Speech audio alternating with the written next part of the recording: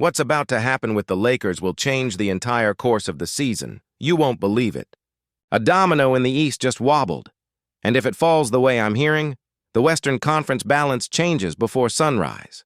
Keep your eyes here, because in the next minutes I'm going to walk you through the real pressure points behind this noise. Why the Lakers have quietly set the table for a front court upgrade. How the money can be shaped without blowing up the core. Where the timeline lives between December and the deadline. And why this move, if it lands, solves two problems that have been haunting us since last spring. I'm not dropping a name yet. I want you to feel the shape of the fit first. A big who stretches to the arc without panic, screens like a grown man, hits slips and pops with veteran pace, lives at the elbow, loves dribble handoffs, and punishes mismatches on the glass without begging for touches. That's the silhouette. Now let's talk Lakers basketball and why that silhouette matters right now. We've all seen the same movie too many times. A great defensive stretch, the building gets loud. Then in the half court, we're begging for clean spacing and secondary creation that doesn't yank AD out of the paint or force him to be both anchor and launch pad on the same possession. When the legs get heavy in fourth quarters, it's not about highlight plays. It's about reliable geometry, who stretches where, who bends help, who creates the easy read so the star can operate without three bodies on his chest. The Lakers' identity is size, strength, and poise at the rim. The vulnerability has been the gaps between those pillars when teams sit on our first action, switch the second, and dare the spot up to beat playoff pressure. Add foul trouble to the mix and you're shuffling lineups just to survive. That's why a specific kind of center, a connector with touch, has been the quiet obsession inside El Segundo since the schedule dropped. Not a project, not a flyer, a grown-up who brings a different angle to the same fight.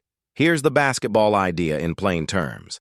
Let Anthony Davis live where he's most devastating, not where he has to mop every mistake. A floor-spacing five who can shoot above the break and keep the lane breathable opens that runway. You station him high, run delay into pistol. Bring Austin Reeves off the handoff, and now you're toggling between a short roll to AD, a pop three that's automatic when the tag is late, or a pocket pass that turns into a DHO wheel on the weak side. That's not a YouTube diagram. That's the way playoff possessions feel when everyone knows where to stand. And the beauty is, it's repeatable at speed. You don't need perfect reads. You need a center who is an adult about angles and footwork, who makes the simple pass fast.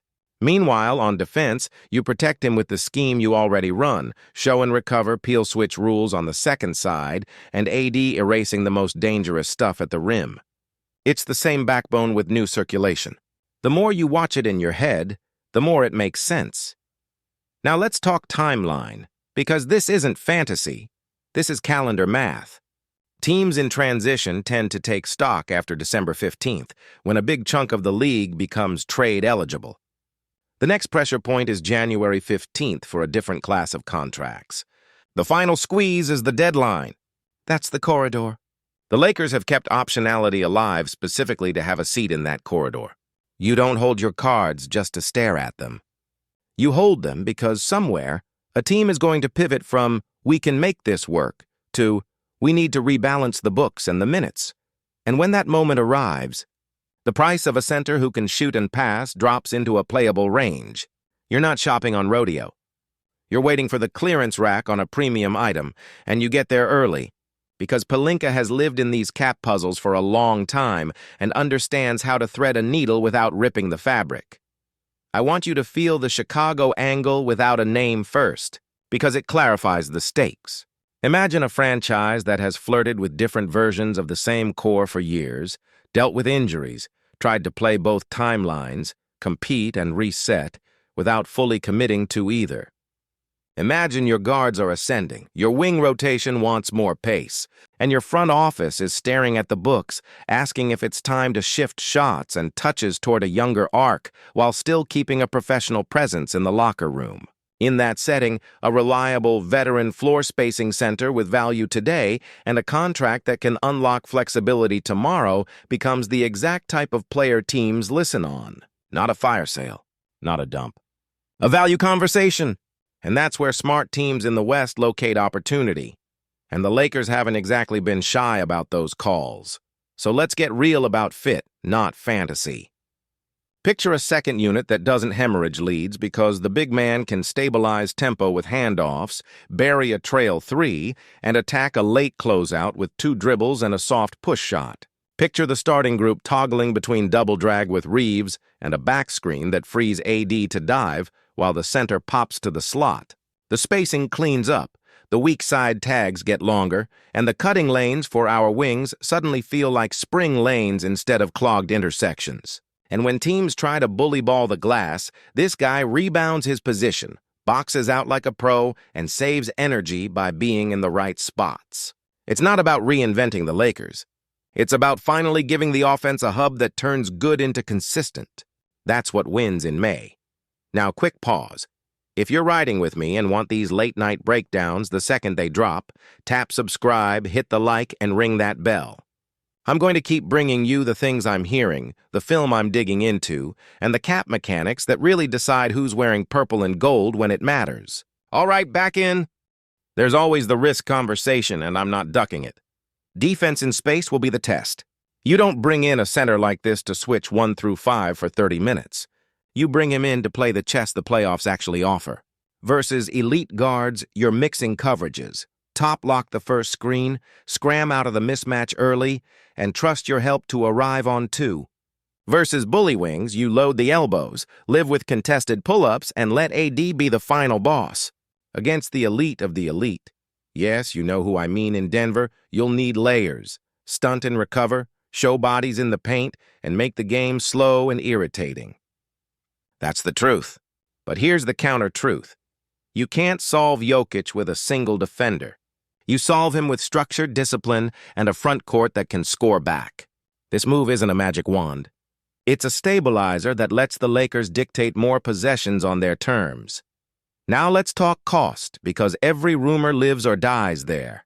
Without getting cute, the market for veteran starting caliber centers who shoot threes and pass has a fairly stable price in season.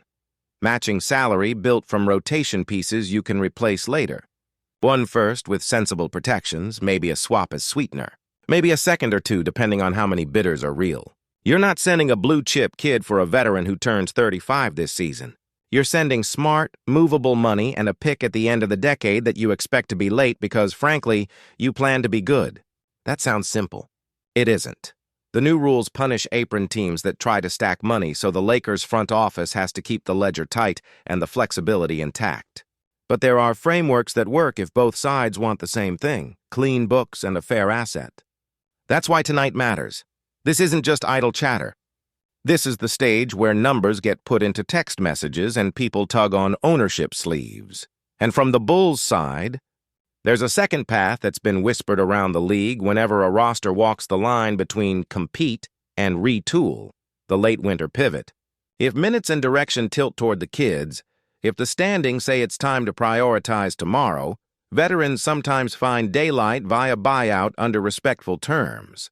I'm not saying that's plan A here. I'm saying teams hold that card till the very end. If an amicable separation ever hit the table, you know how fast a contender like the Lakers would pounce. Mechanisms are limited, sure, but gravity is gravity. When an adult big man who spaces the floor becomes available, teams trip over chairs trying to get in the room. Keep that possibility in the back of your mind as the season breathes, all right? We've danced around the silhouette long enough. The conversations circling the league tonight have a name attached, and if you've been tracking fit and contract arcs, you probably felt it coming. Nikola Vučević. I don't throw that lightly. This is not a kid we're scouting. This is a 2-time All-Star, a professional hub, a 7-footer with a real jumper and a feel for the pass that makes coaches exhale. Plug him beside Anthony Davis and watch the math shift. The handoffs with Reeves become harder to predict. The short roll stays alive when the tag takes away AD. The corner help gets punished by a pop 3 that doesn't blink under pressure. And the bench finally has a grown man it can orbit when LeBron sits. Steady touches, no panic, a soft touch around the rim, and a body that understands the fight on the boards. That's not hype. That's film. Now, before I land this plane, I want your voice in the mix. Do you do it? If the price is a protected first, a swap, and replaceable salary, are you in? If the market heats and the ask rises, where's your line? And if you're the Bulls, what kind of package would make you pick up the phone with a real appetite? Drop your frameworks below: names, protections, timelines. I read them all, and honestly, the best ones often show up in front office chatter a week later because that's how this ecosystem works. Fans see the shape before the headline prints. Let's put the basketball back on the whiteboard for a second and be totally sober. Vucevic is not a rim rocket. He is a skill big. You win with him by letting his passing and shooting unlock your stars and by adopting defensive rules that protect his foot speed while maximizing his size. The Lakers can do that because AD is a cheat code on the backline, because the guards fight over screens, and because this coaching staff has leaned into coverage variety instead of one-size-fits-all fixes. The reward is a cleaner half-court, fewer late-clock prayers, and a front-court rotation that doesn't gasp when foul trouble hits. And there's a human element. This is a pro's pro, the kind of guy who calms a huddle, who doesn't chase hero ball, who knows exactly who he is in May. Championship teams collect adults. Simple as that. All the while, remember the clock.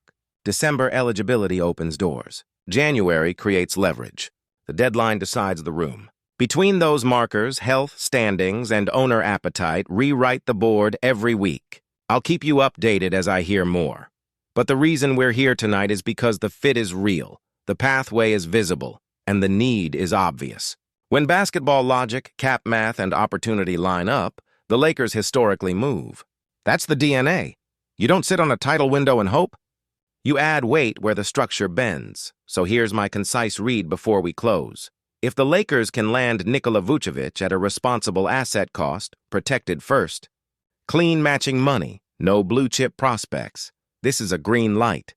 The on-court fit beside Anthony Davis is clear. The offensive stabilization is immediate, and the risk profile is manageable with scheme and minutes. If the ask climbs into something reckless, you pivot and wait for late winter leverage, including the low-probability buyout lane.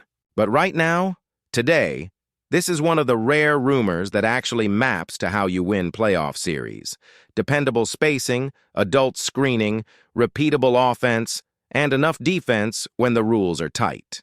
Tell me where you stand in the comments. Price, pieces, timing. I want the pulse of Lakers Nation on this. And if you want the next update the moment it breaks, subscribe, turn on notifications, and stay locked with me here on Lakers News Fan Report. Because when this window creaks open, we're going through it together. One more thing, and I'll say it plainly for transparency. As of this moment, there's no official deal, no formal agreement. This is informed speculation built on real conversations and real fits. And I'll keep separating noise from signal for you every night until the truth lands in purple and gold.